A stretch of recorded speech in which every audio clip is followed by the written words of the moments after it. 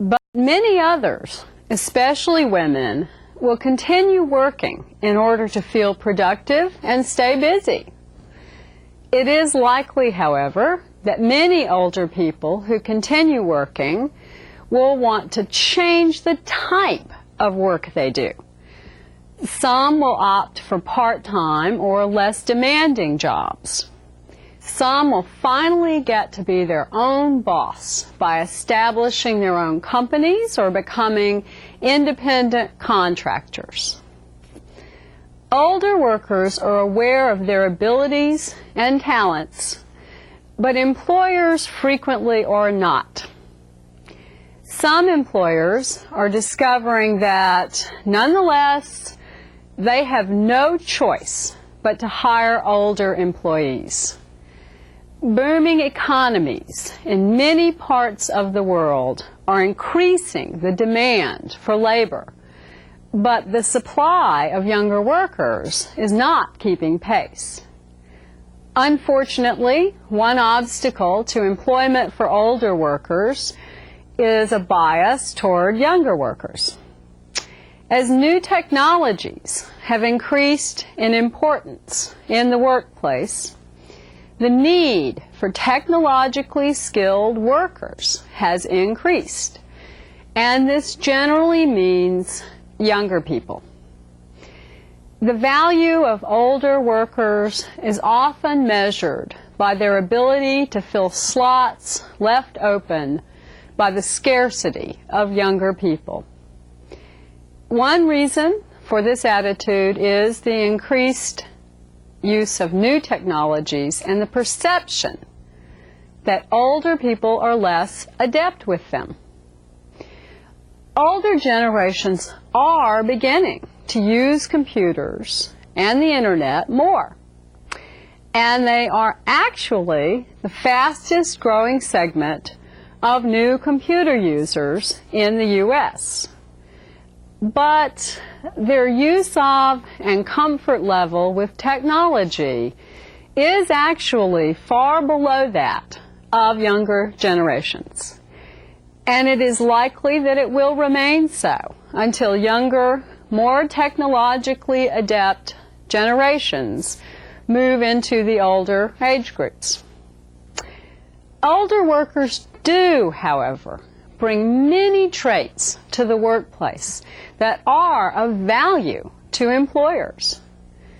They are more stable than younger workers. They are less likely to look for another job and are more likely to say they would turn down higher pay to stay with their current employer. They value work more than younger people do. Older generations are more likely to say work is a person's most important activity. Older people have more respect for authority and greater loyalty to employers. And they have one characteristic that should not be discounted: experience. Younger and older generations differ in their opinions on issues other than work. Older generations are less comfortable with diversity and are far less familiar with different cultures, for example. One reason for this is the greater racial and ethnic diversity of younger generations in many countries.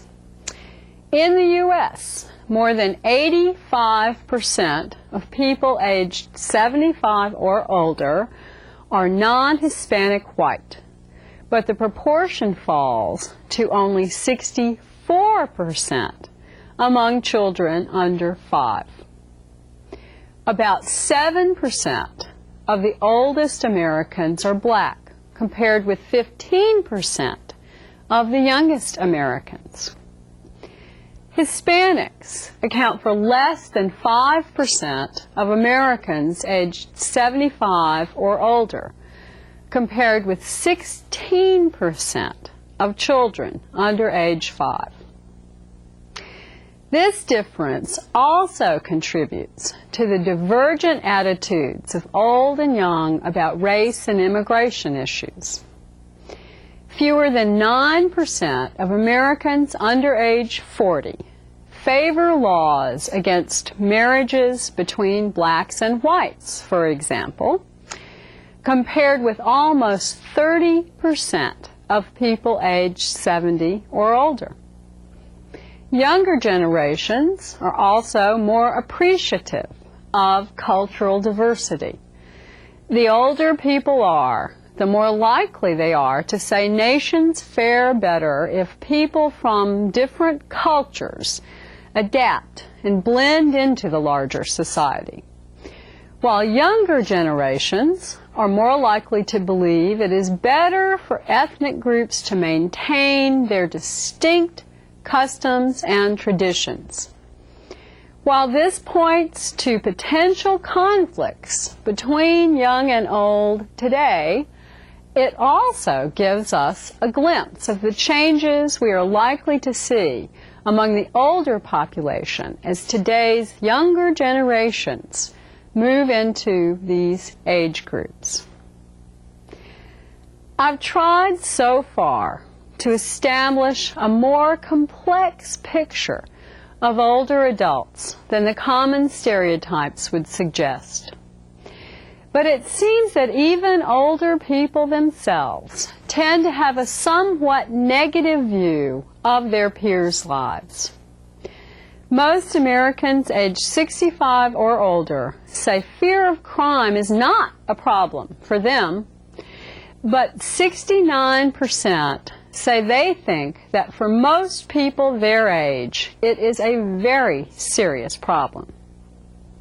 Only 6% of people aged 65 or older say loneliness is a very serious problem for them personally.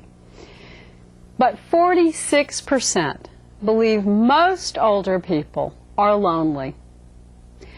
Over half believe poor health and a lack of money are very serious problems for most older people. But only 15% say these are very serious problems for themselves. Perhaps the most important question we need to answer is, what do older people want? Obviously, they want and need the security of affordable housing and health care. But beyond that, they want a sense of purpose in life. They want society to emphasize their strengths rather than their frailties. They want recognition for their contributions to their employers, families, and communities. They want to keep busy, especially those who have retired from busy careers, often made more hectic by demands of child-rearing. And finally, they want to feel they are still able to be productive and make a contribution to society. Many remain active for many years beyond their formal professional retirement, and using their experience, readily take on new ventures. Let's go now to a conversation with Mr. Jake Jacobson, who is a member of the A generation. He has taken on and been successful in several ventures following his retirement. He will provide us with some insights into the values and principles that he has followed throughout his working life. Hi, Jake. Hi, Susan. You officially retired from a career in the U.S. Navy in 1975, but you've never really retired, have you? No, and 1975 was a long time ago. I retired on a Friday and went to work on a Monday, and actually it was a complete career change from a hard-nosed ship-driving Navy into the world of young people and education on the college level, university level. And after that, did you continue working until recently, and even now, are you still active and involved? Following my retirement from National University, I went to work for the Maritime Museum here in San Diego, and doing some fundraising and membership enhancement. And following that paid job, I took a volunteer job at the Veterans Memorial Center and Museum, which is down in Balboa Park. And I was working there 5 days a week, non-pay, volunteer work, and gradually cut it back to where I am today, where I can handle it 1 day a week. If more work is required, I'll go in for the second day. So I'm busy. Yes, you are. Judging from your experience, do you believe that it's easier for your generation to succeed in entrepreneurial ventures today than before? That's a good question.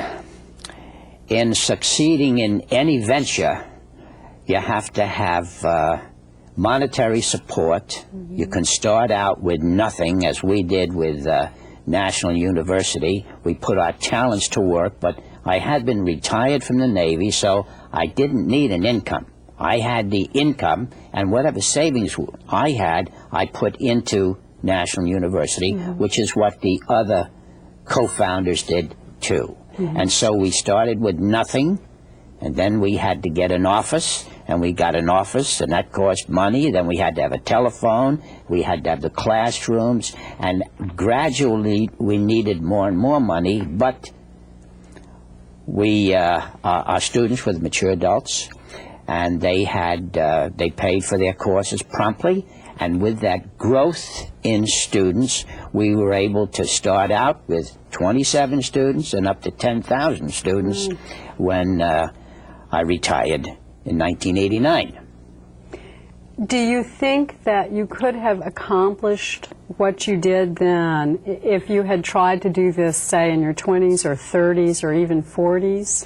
Well, when you're starting a new venture, there has to be a product that people will be interested in, and the timing has to be right, and the people that are interested in that product must have the money to buy that particular product. Now, when you go back to when I was younger, everybody went to college at age 18 and graduated 22, 23, something like that. That's when you went to college. But in today's, or in the environment when we started National, it was those that didn't have an opportunity to get a college education that needed that college education to get ahead. And you're talking about older people. Absolutely. Now. 25, 35, 40, 45, 50, even 55. And today, we find younger students at National University and these other mature adult schools as young as 25 and 26. They weren't afforded the opportunity to go to college at age 18, but now they can and have to take the courses in the evening. Or if they're working at night, they have day courses. Research points out that the older generation is the fastest growing portion of society on the internet, but many are fearful of getting started. What is your experience with the internet? I was fearful in getting started. When I was working, I was a vice president. I had someone come in, would take dictation for me. I needed statistics. I would bring a young fella in and say, this is what I'm interested in. How about working up the stats for me? And the following day or that afternoon, he'd be back with all the data he had picked up on the computer. I did have a computer in front of me, but I only used it to give me the information that I really needed. I never did really anything with the computer until after I retired and found that I didn't have a secretary to come in and take the dictation, and I didn't have, so I'd have to go ahead and try and do that myself. And not having that skill immediately, I had to take it down to mailboxes, etc., to have it typed up for me and so forth. But gradually I saw that I could use the computer and learn the software. I had learned to type about 40 years ago, and so that came back. And so I started using the software for the typing, then experimented with the internet for information, and then the email, which I use constantly. And I check my email 2 or 3 times a day, and it's allowed me to have communications all over the world. So you think older people can and will become more comfortable with this technology? Yes. There are several different groups in town, computer groups. I happen to belong to one. They meet on a Saturday, and there may be 200 people come in, and they'll exchange information on what shortfalls they've run into with the computer, and someone will have an answer for that. And it's and we're always bringing in new people. And we'll have elderly ladies, and we even had a lady in a wheelchair come in, 70 years old. And it's just that from a closed-in world or a closed-in environment, by working with the email, you can get out to the rest of the world. Loyalty seems to be much less common among younger generations.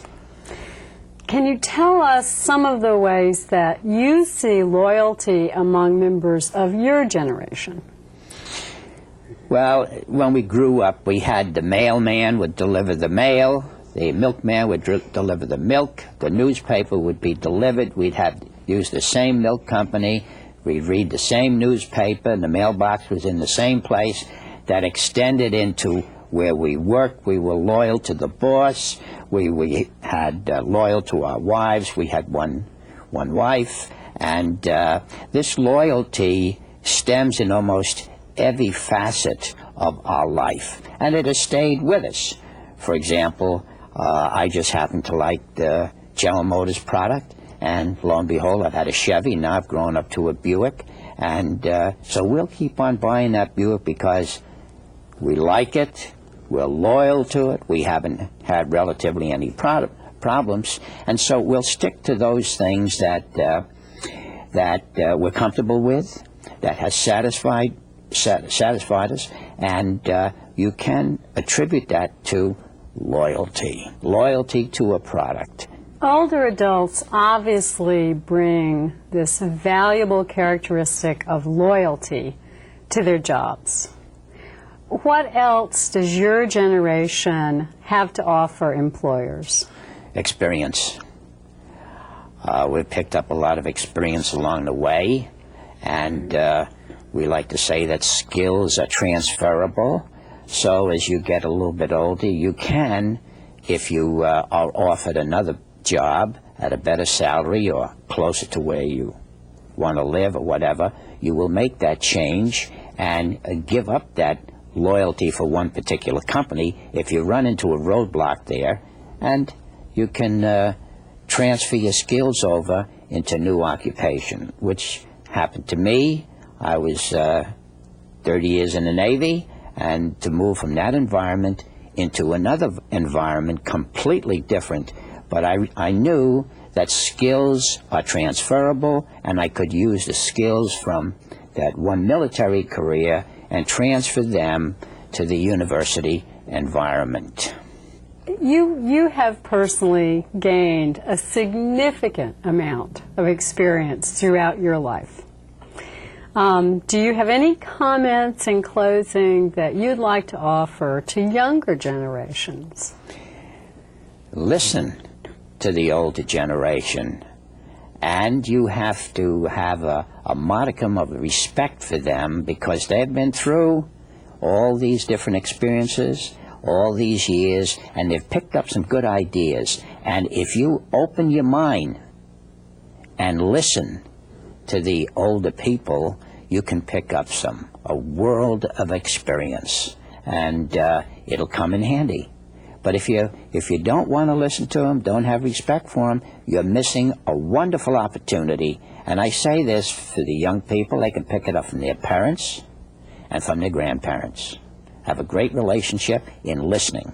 And grandparents, parents will listen to the younger generation, and they too will pick up some of the new ideas that are going around. Jake, thank you so much. You're welcome, Susan. So, what are some of the challenges of an aging world? Older adults face both challenges and opportunities. But what about older societies? The world population is growing older because of lower fertility and greater longevity. Women now have half as many children as they did 30 years ago. Fertility rates are at or below replacement level in more than 60 countries. In nations with below replacement fertility rates, the population will actually shrink in the coming decades. Italy and Spain, for example, are both projected to have a net loss in population in the next 50 years.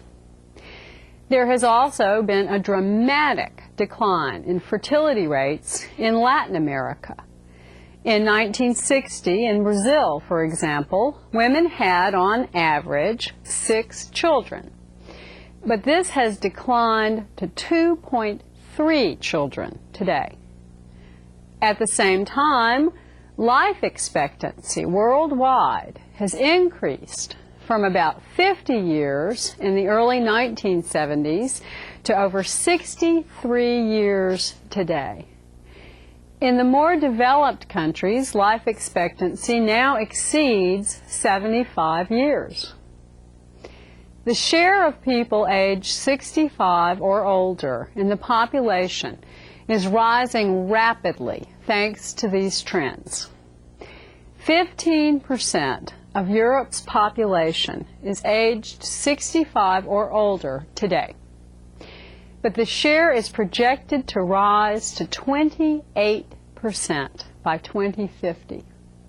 Japan faces a graying population even sooner.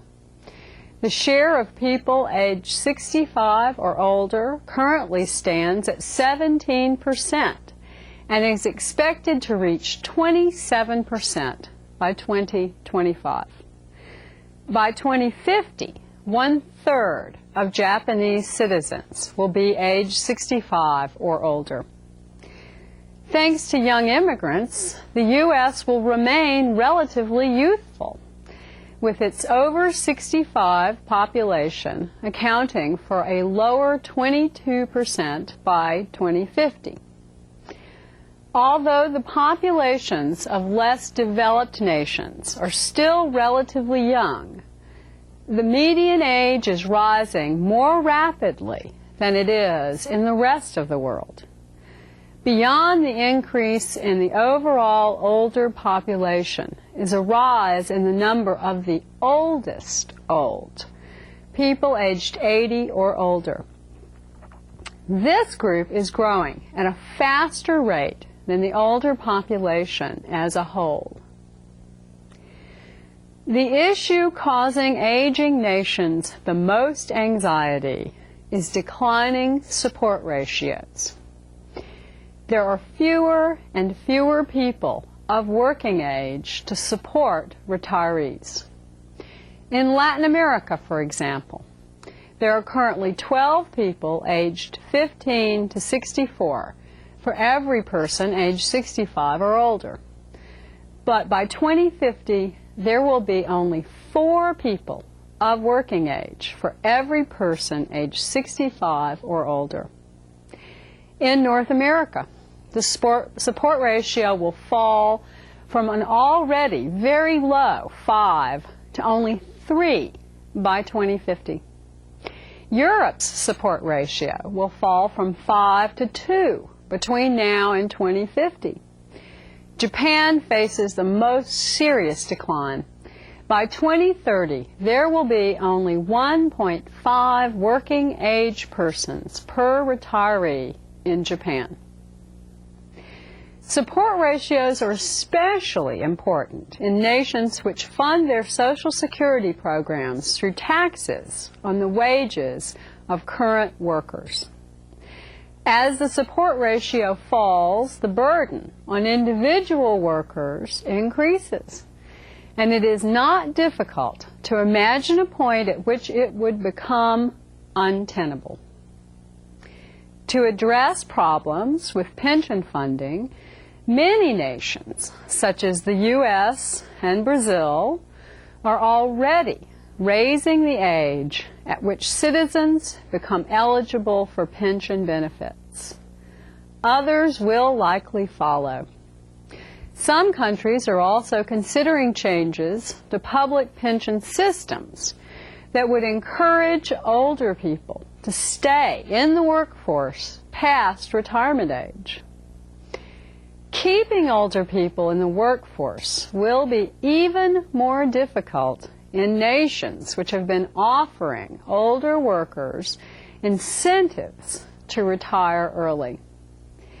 The expectation of early retirement has become more common as a result of these incentives, and reversing that will require a great deal of effort. In less developed nations, of course, many older people have always had to continue working because they lack the funds needed to retire. But as the world has become more interconnected, the aspirations of workers in the more developed nations have transferred somewhat to those in less developed nations.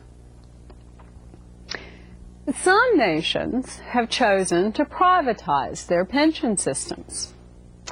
Chile, for example, replaced its government pension system with privately administered pension savings accounts in 1980.